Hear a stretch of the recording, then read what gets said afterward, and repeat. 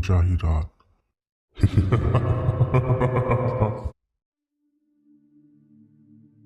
उस पेड़ की बात आज भी मेरे अंदर कहीं जमी हुई है। मेरे गांव से एक किलोमीटर दूर एक बहुत बड़ा भारी भरकम पीपल का पेड़ है।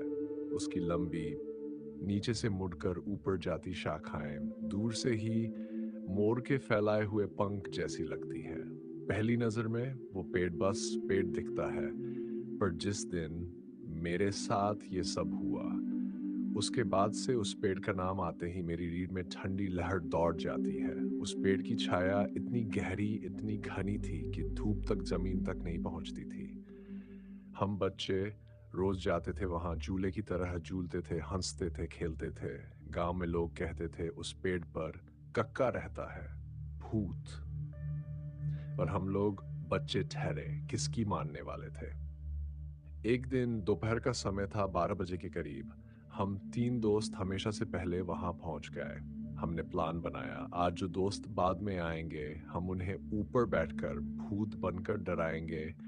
हमने अपनी जेबों में पत्थर भरे और पेड़ पर चढ़ गए। थोड़ी दूर दो खेत छोड़कर एक कुआं था। हम लोग खेलकर थक जाते तो उसी कुएं से पानी पीते थे। करीब 1 बजे हम इंतजार करते करते थक गए। एक दोस्त बोला, चल पानी पी आते हैं। मुझे नहीं प्यास, तुम जाओ। वे दोनों उतर गए और मैं ऊपर अकेला रह गया। धूप, तेज लू और हवा के गोल गोल झोंके, जिन्हें गांव में दंदूरा कहते हैं, ऐसा ही एक दंदूरा पेड़ की तरफ आया। धूल उड़ती हुई, टहनियां खड़ खड़ की आवाज करती हुई, पत्ते टूटकर गिरते हुए मैंने आंखें बंद कर ली।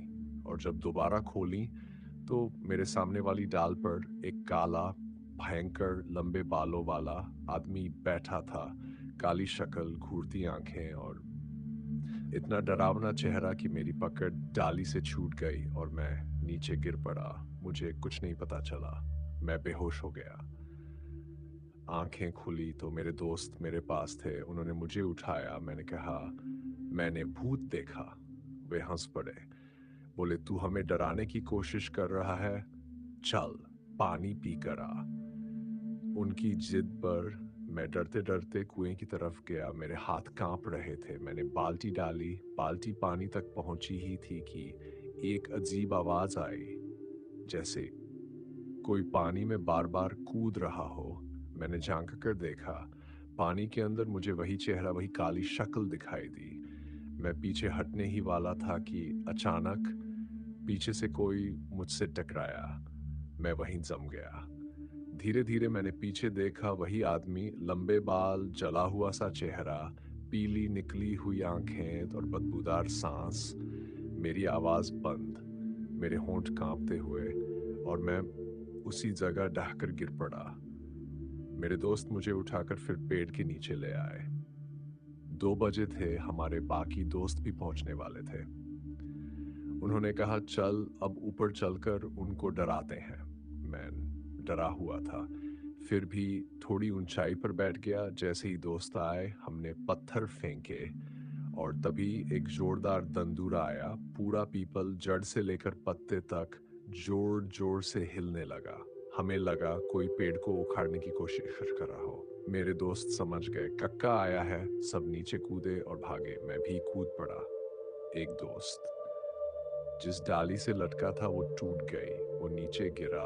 हम भागते रहे, घर पहुंचकर ही रुके। पर एक दोस्त, नीरज, नहीं आया। कुछ देर बाद वो धीरे धीरे चलता हुआ दिखा। उसकी आंखें लाल, चेहरा फूला हुआ, हाव भाव बदले हुए। नीरज क्या हुआ? उसने कुछ नहीं कहा, बस हम सब की तरफ अजीब सी खाली नजर से देखा और जाकर अपने चबूतरे पर बैठ गया। घर वालों ने देखा, डर गए। हमने पूरी बात बताई। चाचा बोले, मैं कितनी बार मना किया, पीपल मत जाया करो। अब देखो, हम गांव के भगत जी, श्री हनुमान मंदिर वाले श्याराम बाबा, उन्हें बुलाने गए। वे आए, उन्होंने राख ली, मंत्र पढ़े, नीरज के ऊपर फेंकी। उस कमंडल का जल उसके ऊपर छिड़का और उसका कान पकड़कर बोले, कौन है तू? इस लड़के को क्यों पकड़ा है? नीरज की आवाज बदली। वो बोला, मैं पीपल पर रहने वाला भूत हूँ। ये बच्चे मुझे दोपहर में सोने नहीं देते थे, इसलिए मैंने सीधा भगत जी ने कहा, पीपल छोड़, जंगल की तरफ जा। ये पेड़ बच्चों के खेलने का है। भूत बोला, मैं कहाँ जाऊं? भगत जी की आंखें लाल हुईं। उन्होंने कहा, मैं बजर निकालूं, उसके पहले निकल जा। भूत कान छूटते ही गायब, नीरज जैसे नींद से जागा हो वैसे खड़ा हुआ। उस दिन हमने सिर्फ भूत नहीं देखा, हमने हकीकत समझी। और उस दिन हमें पता चला, भगत जी की आंखों में जो लाल चमक आई थी वो बहुत साफ थी, क्योंकि वो संकट मोचन हनुमान जी खुद थे।